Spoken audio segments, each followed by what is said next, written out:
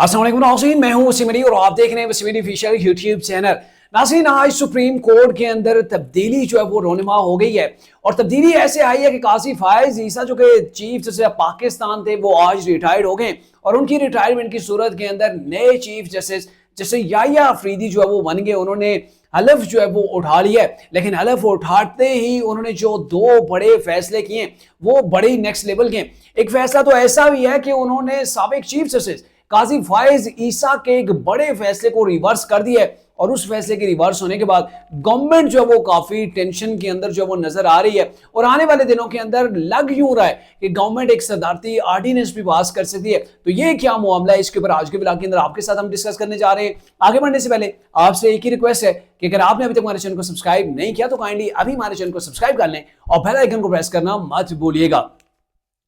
नाज़रीन, अब जो नए चीफ जस्टिस आए हैं इन्होंने सुप्रीम कोर्ट को किस डायरेक्शन के अंदर चलाना है, जाहिर है इन्होंने ही फैसला करना है और आज इसी हवाले से इन्होंने दो बड़े दबंग किस्म के फैसले किए हैं। एक फैसला तो इन्होंने फुल कोर्ट की मीटिंग तलब कर ली है और फुल कोर्ट की मीटिंग जो इन्होंने तलब की इस मंडे को मीटिंग होगी और उसके अंदर लग पता जाएगा कि अब सुप्रीम कोर्ट जो वो किस सिनेरियो के अंदर आगे बढ़ेगी। अब सुप्रीम कोर्ट के अंदर आया जो धड़ेबाजी थी, जो सियासी मामलात के अंदर हमें नजर आ रही थी, क्या वो अब खत्म हो जाएगी या फिर ऐसे ही सुप्रीम कोर्ट के अंदर से कंट्रोवर्शियल किस्म के फैसले जो वो देखने को मिलेंगे। अब चूंकि फुल कोर्ट मीटिंग भी तलब कर ली है, लेकिन इसके साथ ही जस्टिस याह्या अफरीदी ने जो एक अहम जो वो फैसला किया है वो फैसला ये है कि 3 रुकनी जो जजेस कमेटी है उसको इन्होंने रिवर्स कर दिया। रिवर्स ऐसे किया है कि काजी फायज ईसा ने जब सदारती ऑर्डिनेंस पास किया था हुकूमत ने और फिर हुकूमत ने इख्तियार दिया था कि चीफ जस्टिस ऑफ पाकिस्तान उसके पास इख्तियार होगा कि 3 रुकनी जो जजेस कमेटी है उसमें से एक जज को वो अपनी मर्जी से अपॉइंट कर सकेंगे कि जिस जज को वो चाहें, जिस भी वो लिस्ट के अंदर मौजूद हो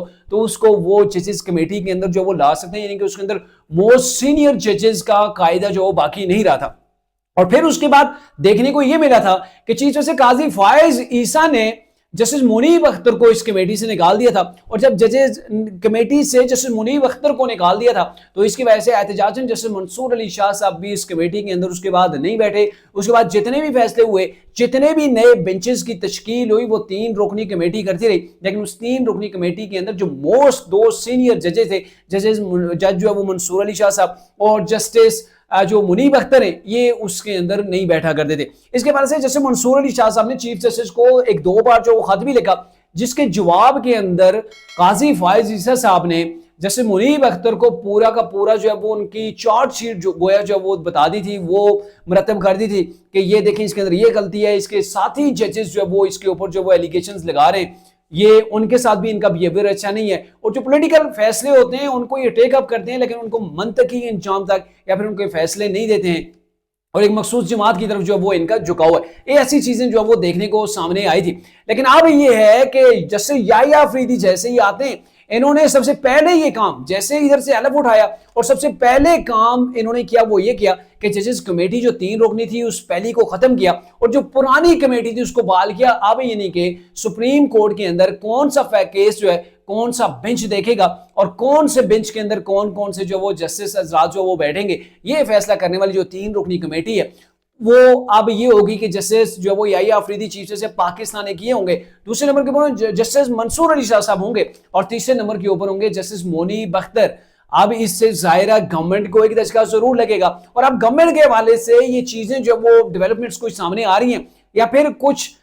खबरें जो है वो ऐसी गर्दिश करना शुरू हो गई हैं कि अब जो है गवर्नमेंट एक और ऑर्डिनेंस जो वो सदारती ऑर्डिनेंस पास करेगी। उस ऑर्डिनेंस के मुताबिक जजेस कमेटी के जो 3 जजेस हैं उसकी तादाद को बढ़ाया जाएगा और मुमकिना तौर पर 5 जजेस के ऊपर ये कमेटी मुश्तमिल होगी। और यूं पता भी क्या चीज है वो ये है कि अभी जो गवर्नमेंट है जाहिर है उसके लिए टेंशन तो आ गई है कि अब सुप्रीम कोर्ट के जो मामलात हैं वो 3 रुकनी जो कमेटी इन मामलात को देखेगी तो उसके अंदर तो जस्टिस मुनीब अख्तर आ गए, जस्टिस मंसूर अली शाह साहब आ गए। ये वो 2 जज हैं जो सीनियरिटी के अंदर टॉप के ऊपर थे, जिनको बाईपास करके जैसे याह्या अफरीदी को चीफ जस्टिस ऑफ पाकिस्तान नई आईनी तरमीम के बाद जो वो लाया गया तो अब ये गवर्नमेंट को काफी जो मुश्किलात भी दिखा सकते हैं, मुश्किलात के अंदर डाल भी सकते हैं। लेकिन सबसे अहम चीज, गवर्नमेंट अब भी महफूज है। गवर्नमेंट इसलिए महफूज है क्योंकि आपको पता है कि 26वीं आईनी तरमीम हो चुकी है, एक आईनी जो है वो बेंच बनने जा रहा है और आईनी बेंच के अंदर कौन कौन लोग शामिल होंगे ये तो 12 रुकनी कमेटी जो वो डिसाइड करेगी, लेकिन ये है कि अब नई जो कमेटी बनेगी वो आईनी मामलात को देखेगी। अब आईनी मामलात इनके सुप्रीम कोर्ट से उनको अलग कर दिया गया, ये अलग बात है कि उसको भी सुप्रीम कोर्ट के साथ ही रखा जाएगा। लेकिन अब देखना यह है कि जस्टिस याहिया अफरीदी अब कोर्ट के अंदर से